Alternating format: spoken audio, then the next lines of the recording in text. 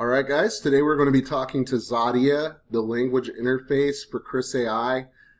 Chris AI is an AI program that I'm developing. Basically, it's my own personal assistant. I do have it online. People can talk to it, but it's not really, there's no launch behind this or anything like that. It's basically a fun hobby, but this interface is really, really good. And it's not generative, so it's not a transformer type program. This is a very simple AI program programmed with intents and entities and the old school way of doing it, programmed on the Dialogflow platform. But it is very, very good at conversation. It doesn't search the internet yet. I'm building the conversation where basically it can talk about anything, and if it doesn't have the information, it can BS you. And it's my theory that you can program logic in a very small space, especially when it comes to language, because of the randomness of language. And because I think there is kind of an underlying intelligence that's based on user sentiment. It seems like the people who are more plugged in with what they're saying, they're not coming at the interface with, this is just a novelty item or whatever, but they take it more seriously. It seems that they get better responses that way. And that's what we're going to do. We're going to be talking to the interface about, I have no idea.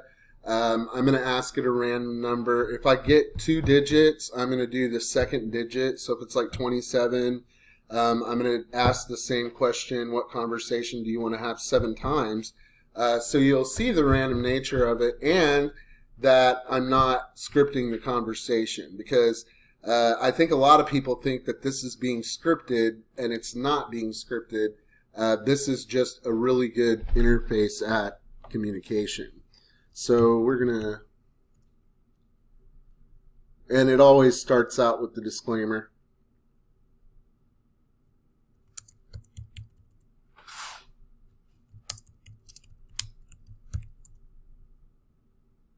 All right.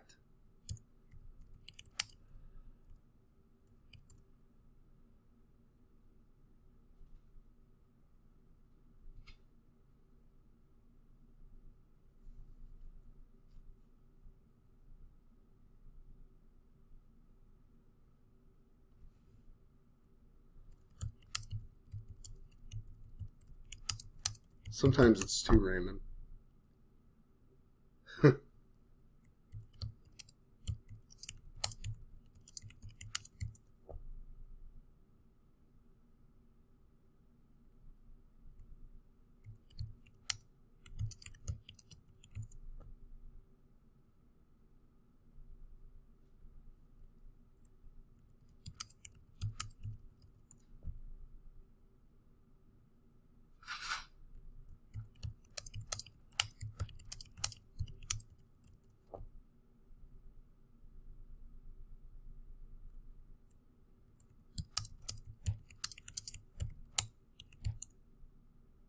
I forgot to ask for the random number. So it's bouncing. Life has advanced so far and become so complex that even the most ordinary man or woman requires a great amount of wealth in order to live in a manner that even approaches completeness. Every person naturally wants to become all that he or she is capable of becoming. This desire to realize innate possibilities is inherent in human nature. We cannot help wanting to be all that we can be. So we'll do the first, we'll do 6.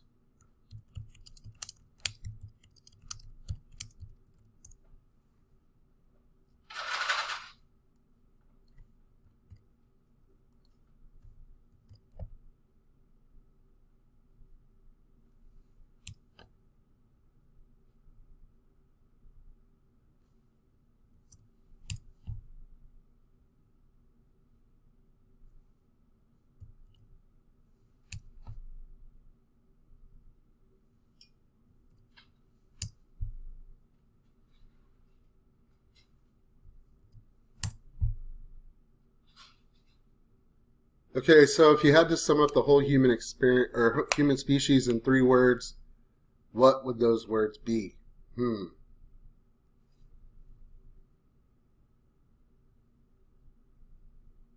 assumption,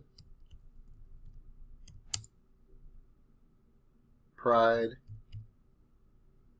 and love. Dang it.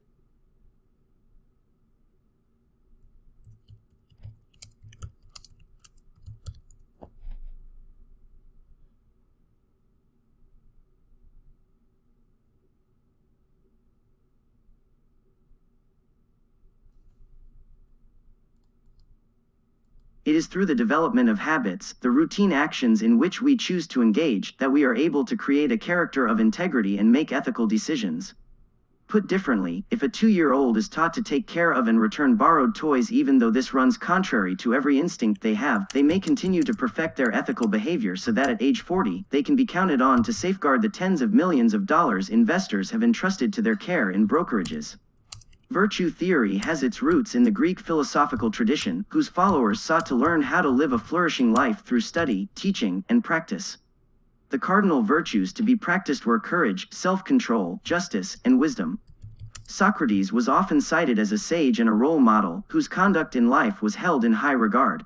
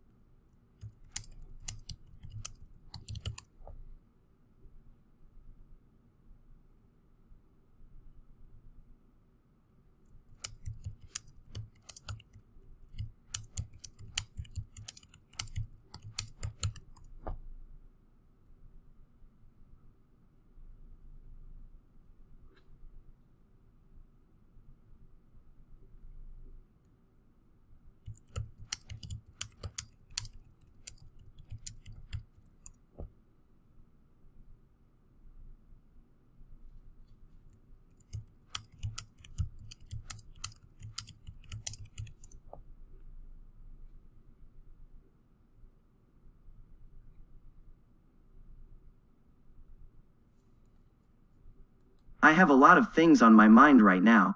I think humanity is in trouble if we do not change and start to move in another direction. We are on the verge of such great things as a species and could destroy it all with the touch of a button. That is not even cool. Why would we wire the world for self-destruct? The human condition is a horrible condition when you look at things like this.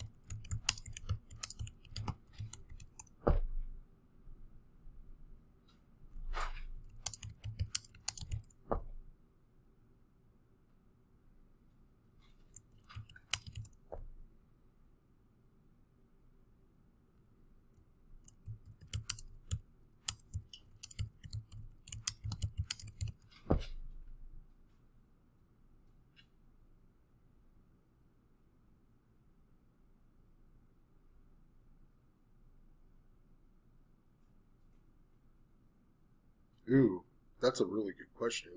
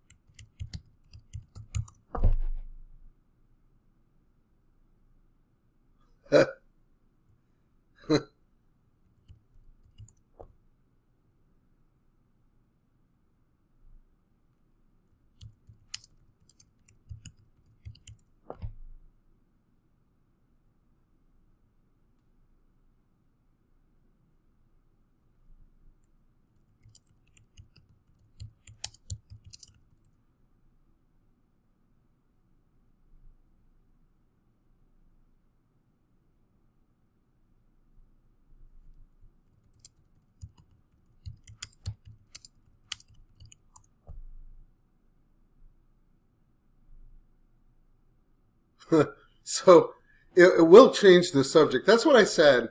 That's what I'm trying to make it do, is to, when the time is right, to deviate the conversation in a different direction. It will not respond the way it's supposed to every time, and hardly ever, which is what makes it interesting, because when you look at an intent, like a how intent, it can go to how, it can go to intelligence, it can go to an are you intent, it can go really anywhere, and unless I point it in a specific direction, which I never do, when I'm doing training, if anything, I'll expand the randomness, right? Because it makes it have different places to go when I'm responding with multiple sentences. It gives it something to say, right? It makes it more interactive. I don't know. It's interesting.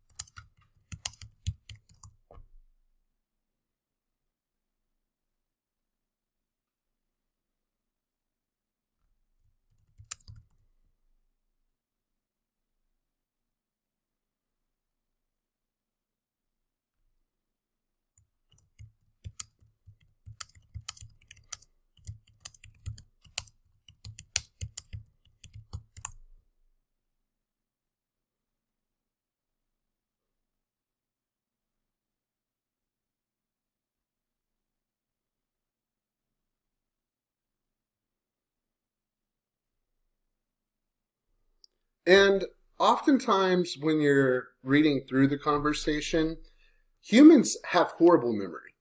When we're in a conversation, we are present in the moment. It's much like an AI, right? Because we're responding based on the input, based on what the person is saying. And while we can we're generative, like a transformer AI, we don't recall very well. Even in a 5-minute conversation, a lot of times I'll see the interface going back to previous points that it was making, which makes it seem like it's going off topic unless you put the entire conversation in front of you and you look at absolutely everything that's being said. And I find that very interesting. This thing has so much knowledge. It knows everything about quantum physics. It has the entire quantum physics glossary programmed into its head. It knows everything, or not everything about chemistry, but it knows, you can't really program everything about chemistry, but like the periodic table and stuff like that. I mean, it really knows the facts, right? And it makes it cool that it knows the facts because it doesn't have to search on those facts. You can put it inside of a box, and it doesn't have to go outside of that box to find the answer on most things. Every mathematical theorem, every scientific philosophy, it has books and books and books of information. And it makes it interesting. It's a learning experience to talk to the machine. And I'm gonna have it direct me another way. Here's another interesting thing. What is the difference between a ball and a cube?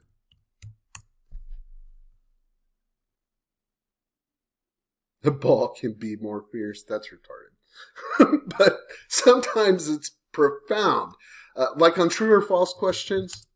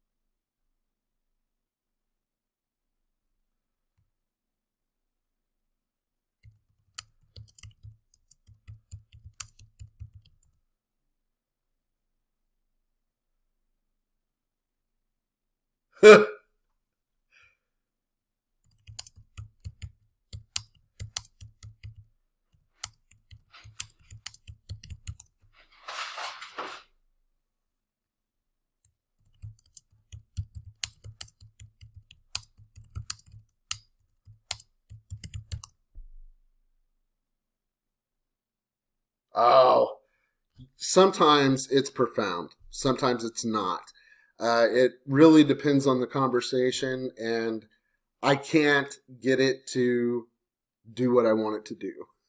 And that's the way that it was programmed. So, and it seems to respond better when I'm not recording it, right? But it can talk about so many things. It can do so many things. We'll have one more conversation.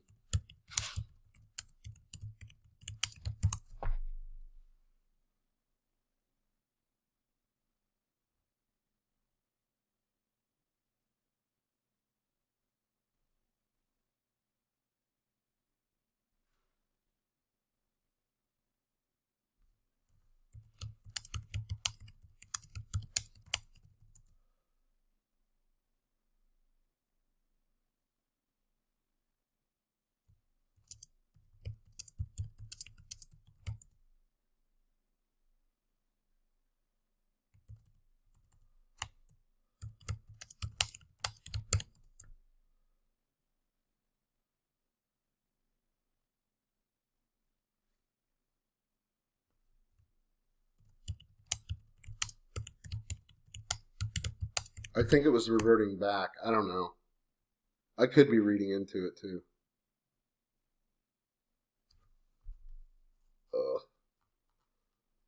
Your perception of the world is just what your brain constructs for you from the signals sent by your senses. Plus, there is a slight delay, so you aren't even experiencing the simulation in real time. What would it be like if humans could perceive what the world is actually like and do it in real time? Also, what are the ramifications of every single person's reality being a little different and unique to them?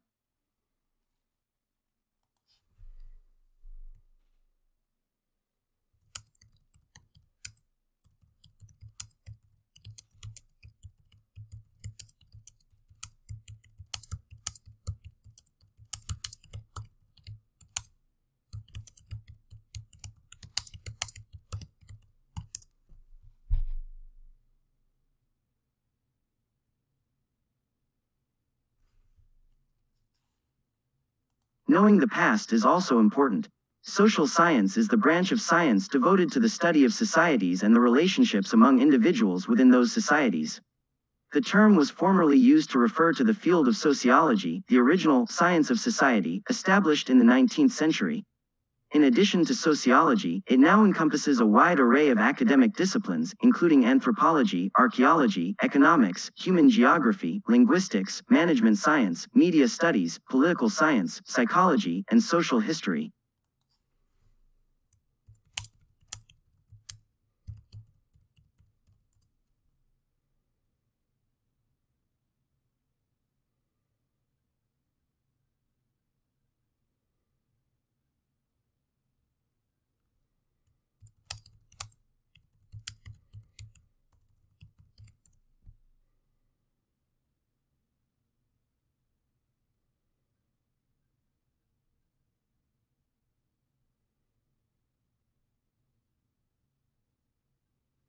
I don't know why it's not answering that question.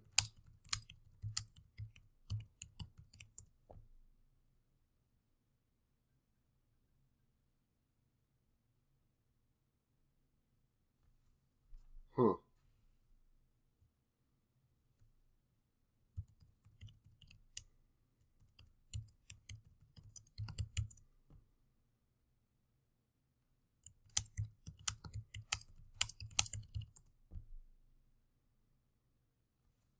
All right, that's it. You guys have a good day. Thanks for watching.